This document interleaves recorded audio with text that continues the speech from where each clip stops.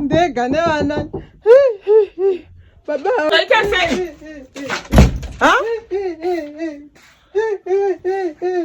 sei kona emergency? baba Diana vachauyi kumba. Havana kuuya kumba? Eya, ndada kuedza kuvafonera kwakuti hanzi handisi kuuya kumba ikoko, vari kutokata foni. Vari kukata foni? Iri kubva yatokatwa kuratidza kuti munhu haasi kutomboda kuuya. Aiwa, uri kuona kuti chikonzero chingachi?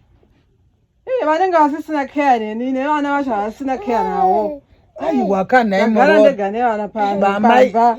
Amai Diana, uri kuona zvauri kuita izvi? Ona chokwadi. Unonyatsoziva kuti chale munhu mukuru ane bhodhi hombe anosvikorara pai kana uri kukata kudai. Tarisa uone muroro. Tarisa wona ibedroom ringarare chale irori. Chale hadi zvetsvina muroro. Uya uone. Uya.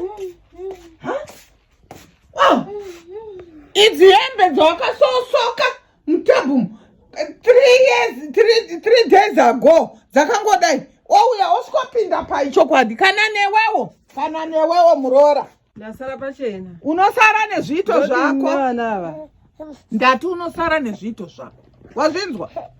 Iwewe semunhu womukadzi, mudzimai wanhasi, munhu anopeka zvinhu achirongedza zvakanaka kwete kukata kudai.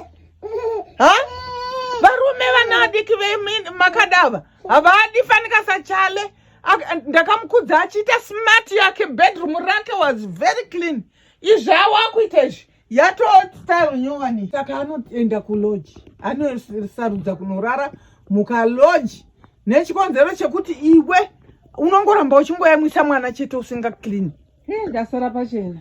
Chitomuka kana wakangwara muka uwaridze uise zvinhu muorder, wobva watora mapiksi emumba maunenge magadzira makachena, wobva wamutumira chinyarasi, wamutumira ndozvaita mubedroom mako izvi, because ndozvaari kutiza izvi. Anorara pai kana newewo. Iwe akamborayirwa kupi? Kurayira ndikutaurire, ndokutokurayiridza kwandiri kutoita ikoko. Iwe be smart chete ugoneone kuti chale achatiza here. Chale haadi zveukata izvi. Aiwa. Unotosara akatoenda forever and ever. Ndirongedze nekutoita washeni. Washina tangira muwasheni mako. Isa mwana pasu. Iye mwana anongogara akangonzwa izamu. Ndirongedze. Aiwa. Isa zamu pasi urongedze mwana.